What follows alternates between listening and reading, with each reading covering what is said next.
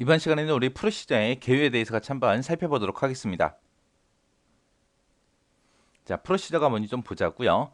내가 만약에 프랜차이즈 회사를 하나 운영을 해요. 운영을 하는데 이제 지점이 이제 여러 개 있을 거 아니에요. A라는 지점, B라는 지점, C라는 지점, D라는 지점, E라는 지점 하고 여러 개 지점이 있을 때 매일마다 이제 각 지점별로 매출이 얼마가 되는지, 순이익이 얼마가 되는지 매일마다 그걸 내가 집계를 하고 싶어요. 그러면은 그 집계하는 그거를 프로시저로 아예 작성을 해놔요. 작성해놓고 내가 집계를 하고 싶을 때마다 그 프로시저를 내가 불러다가 쓰는 거예요.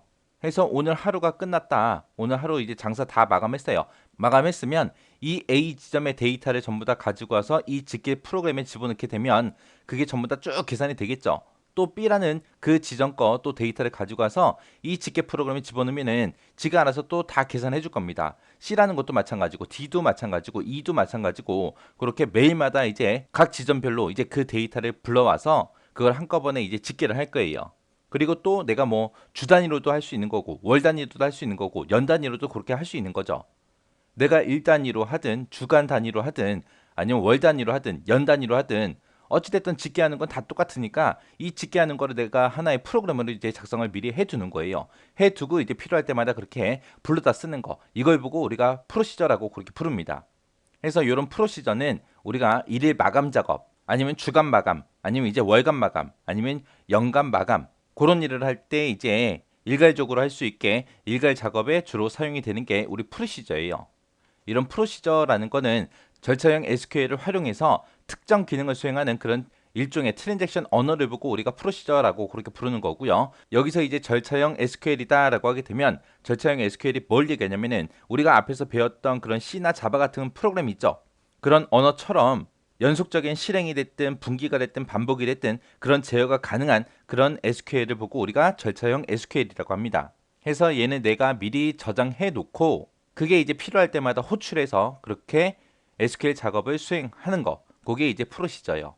그래서 내가 집계하는 이런 실행 과정 같은 것들을 프로시저로 미리 만들어요. 만들어서 이제 데이터베이스에 저장해 놓고 그게 이제 필요할 때마다 호출해서 그렇게 사용할 수 있습니다.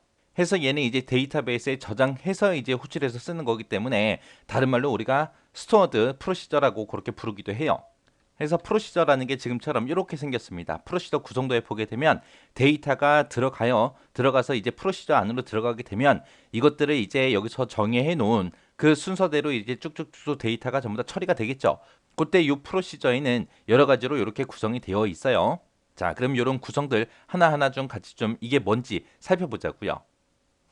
해서 맨 처음에 보게 되면 이제 디클리어하고 이렇게 되어 있죠. 요 뒤에 보게 되면 지금처럼 필수다, 필수다, 필수다 적어 놓은 것들은 반드시 이제 프로시저를 우리가 만들 때 써야 되는 것들이요. 해서 디클리어가 이제 선언하다 그런 뜻이죠. 해서 얘는 이제 프로시저 어떤 프로시저인지 그 명칭이 됐든 거기서 이제 사용할 변수가 됐든 인수가 됐든 데이터 타입이 됐든 그런 것들을 이제 정의하는 선언부를 보고 우리가 디클리어라고 그렇게 부르는 거고요. 그 밑에 보게 되면 이제 비긴이다 이것도 필수죠. 그리고 엔드다 해서 이것도 필수죠. 해서 비긴이다 엔드다라고 하는 거는 얘네 이제 프로시저가 여기서 시작합니다 여기서 끝납니다라고 그거를 이제 의미해 주는 거 그게 이제 비긴 엔드요. 해서 요 비긴 엔드도 반드시 써야 되는 거고요. 그 다음에 그 중간에 보게 되면 이제 컨트롤하고 여기 있습니다. 이 컨트롤이라는 거는 우리가 C나 자바에 보게 되면 이제 조건문도 있었고 반복문도 있었죠. 그런 것들이 이제 삽입돼서 순차적으로 그렇게 처리되는 그런 내용들을 적는 부분이 우리 컨트롤이요. 그 다음에 이제 그 밑에 보면 SQL하고 적혀 있습니다.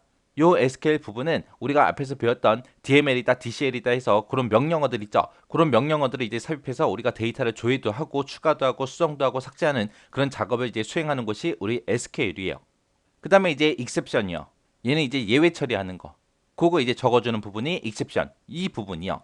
해서 얘는 begin하고 end 이 안에서 구문을 실행을 할 때, 그때 이제 예외가 발생했을 때, 그걸 이제 어떻게 처리할 건지 그 방법을 정의해 주는 것이 exception 이 부분이고요. 그 다음에 이제 트랜잭션이다라고 하게 되면 이 트랜잭션은 여기서 이제 뭔가 SQL이 됐든 아니면 컨트롤 이 부분에다가 뭔가 명령어를 막 썼을 거 아니에요. 그때 이제 처리한 그 결과가 나올 거 아니에요. 그 처리한 결과를 그 처리된 데이터들을 DB에다가 이제 적용을 할지 취소를 할지 그걸 이제 결정하는 그런 처리 부분을 보고 우리가 트랜잭션이라고 그렇게 부릅니다. 프로시저라는 게 이렇게 구성되어 있는데 여기 비긴부터 시작해서 엔드까지 이 중간에다가 이 네 가지를 무조건 써야 되는 건 아니고요. 이 중에서 이제 내가 쓰고 싶은 것만 골라서 쓸 수 있는데 적어도 하나 이상의 그 SQL문이 반드시 있어야 돼요. 그래서 프로시저가 이렇게 구성이 되어 있는데 이 부분들이 각각 어떤 역할을 하는지 그것들은 여러분들이 정확하게 기억하셔야 돼요.